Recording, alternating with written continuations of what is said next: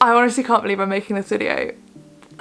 If watching this could be really triggering for you or it could upset you in any way, please feel free to skip this video. I wouldn't want to cause you any harm by talking about this subject if it's something that's difficult for you to hear. I'm really sorry I don't have like a reaction video to show you, but I am pregnant.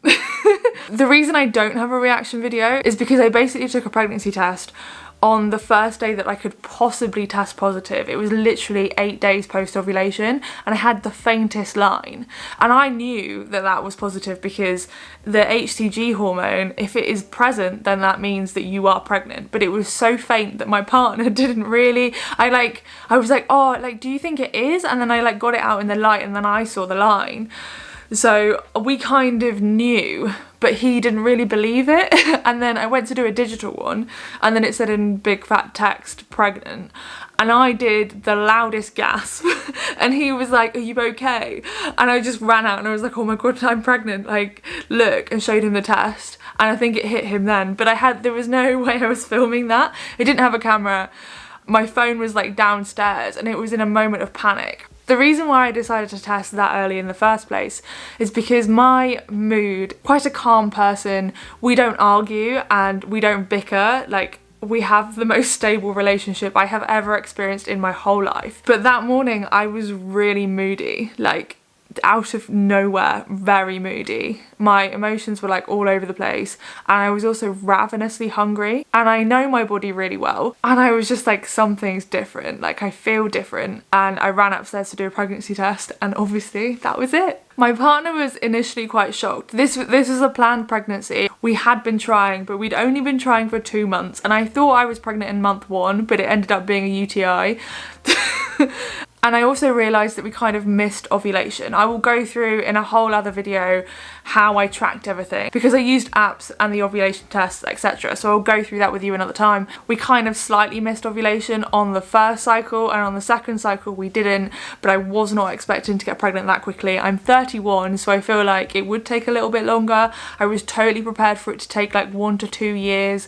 I've obviously had issues in the past with amenorrhea, which is losing your period, which can cause infertility. I just had my doubts and I'm quite pessimistic. So it was a massive shock to both of us for it to happen so quickly. And it is like a testament to my health really. Like I have worked really hard to get back to being healthy and recovering from my ED and recovering from my over-exercise addiction. I'm just so happy, like I can't believe it. At the moment I'm about 4 weeks pregnant, so I've still got my first scan to look forward to and I think it will really start to hit home then, but initially we were just both completely in shock and it still doesn't feel real at all. So the symptoms I've had so far is that first day when I got the first pregnancy test that was positive, I was being very sick and I wonder if it was just the HCG hormone suddenly entering my system and my body had a really big reaction to it. That's what it felt like anyway. I was basically lying on the floor near the loo, crying and being sick. It was awful. And over the next couple of days, like I have trained a couple of days. There's loads of research to say that basically exercise is still safe during pregnancy and you're safe to continue doing what you're already doing. But I am reducing intensity a little bit. I went to the gym and I did snatch, but it feels like my limbs have gone all weird. Like the hormone relaxin goes into your system, which can cause like a higher risk of injury. And it also means that your ligaments can be slightly more flexible, and basically it just threw my snatch off completely. I did end up building up to a 60 kilo snatch I think, but I had to like really tense my entire body in order to get that 60 kilos up, and it made me realise I probably won't be snatching, at least while that is having an impact on me. Other than that, I have had like intermittent nausea like most days, but not to the point where I'm throwing up. I've only had probably about 4 days so far when I have actually been sick. It does seem to be getting worse though. The last couple of days have been really bad. I've also started to experience quite extreme tiredness. Last night I went to bed really early and I found that I've needed like a nap in the day a couple of times, or just to like lie down and do absolutely nothing, which is not me at all. And on a couple of days last week I definitely couldn't go to the gym, so I ended up going for like a walk instead. Oh my god, I had one moment I went shopping and the exhaustion hit me so hard. On the way back from the shops, I was pushing the shopping trolley and I was like, I parked my car really far away from the shops, I normally do that, and I was just like, I can't make it. Like I don't feel like I have the energy to get to the car. And then when I finally got to the car, unloaded all of the groceries into the boot, I felt like I didn't have the energy to go back and put the shopping trolley back.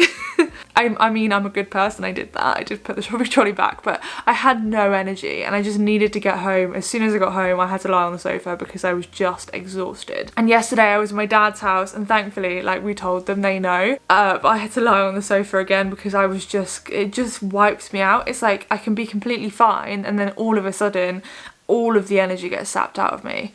And this is just week 1 so far. There's going to be a whole vlog on the first trimester, but those are the symptoms that I've had so far. I am going to be documenting this journey, and I know it's probably going to be really controversial because a lot of people are very anti-exercise for pregnant people, but I've been listening to a couple of podcasts.